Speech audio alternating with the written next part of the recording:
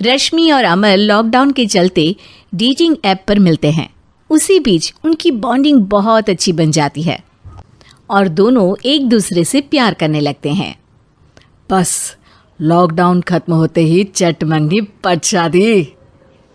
उससे पहले घर में बात तो कर लो। अरे माँ पापा कभी मना नहीं करेंगे।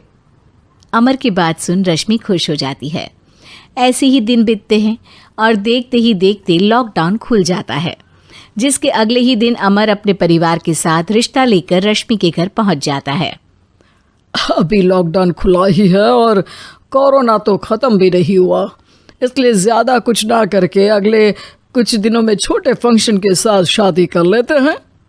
अमर के पापा की बात पर सब सहमत हो जाते हैं। कुछ दिन बाद दोनों की शादी हो जाती है और रश्मि अपने ससुराल पहुंच जाती है। बेटा, शादी तो तूने अपनी मर्जी से कर ली, लेकिन बहू को बोल देना इस घर में हुक्म मेरा ही चलेगा, इसलिए अपना राज जमाने की कोशिश भी ना करें।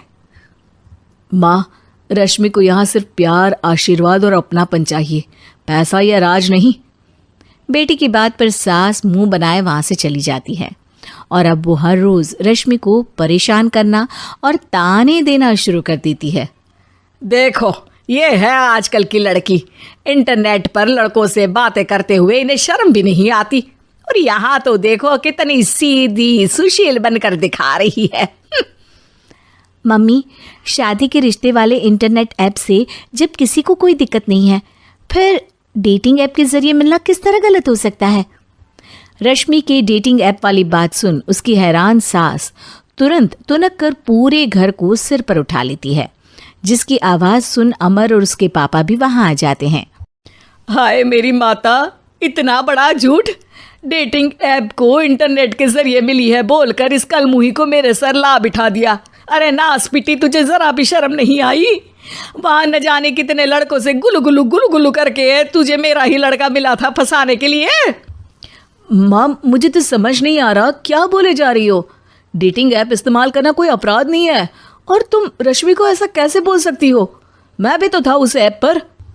पहले उसके लिए माँ से झूठ बोला और अब लड़ाई कर रहा है। सास और अमर की बात सुनकर रश्मि हैरान खड़ी रहती है।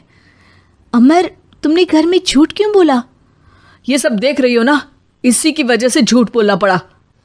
एक तरफ अमर और रश्मि की ये बात चल रही होती है, वहीं दूसरी तरफ सास का नॉन स्टॉप क्लेश सबको परेशान कर देता है।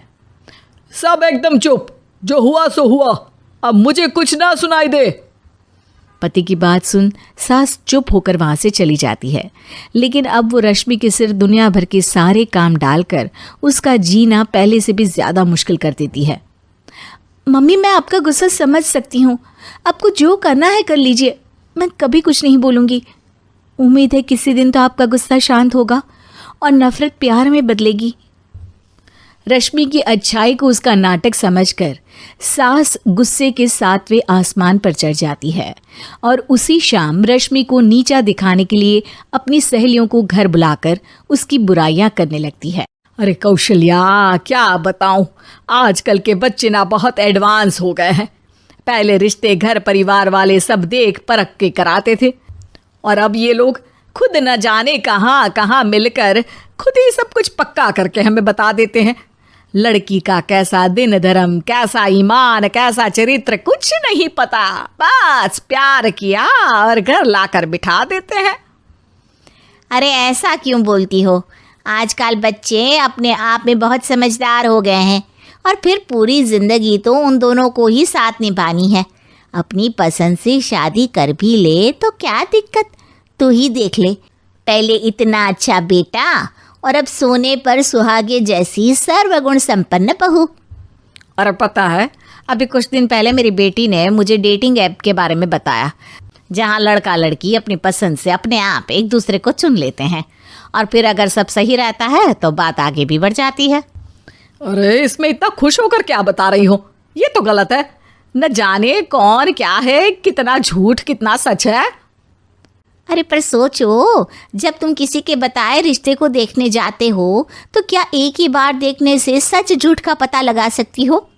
ज़रूरी नहीं कि बच्चों का लिया फैसला हमेशा गलत हो। अरे बहुत बार हमसे भी तो गलत फैसले होते हैं ना। अच्छे बुरे लोग तो हर जगह मिल सकते हैं, फिर इसमें सिर्फ बच्चे ही गलत कैसे? सहेलियों की बात सुन सास सोच में पड़ जाती है और इसी तरह कुछ दिन बीत जाते हैं, जिसमें ना तो वो रश्मि को परेशान करती है और ना ही कोई ताना सुनाती है, जिसे देख रश्मि परेशान हो जाती है। मम्मी, आपकी तबीयत तो ठीक है ना? कुछ दिनों से देख रही हूँ आप मुझे कुछ बोलती ही नहीं। तो मेरा परेशान करना ज्यादा अच्छा लगता है क्या? नहीं, आपकी शांति उससे ज्यादा परेशान कर रही है। शांति इसलिए है क्योंकि मुझे एहसास हो गया है कि गलत तुम लोग नहीं, मेरी सोच है। प्यार तो एक सुंदर एहसास और शादी खूबसूरत साथ है। अगर ये साथ सच्चा है तो कहीं पर भी किसी भी तरह जुड़ा हो उससे कोई फर्क नहीं पड़ता। आप कौन है? इतनी अच्छी बातें मेरी पत्नी तो नहीं बोल सकती। क्या आप भी?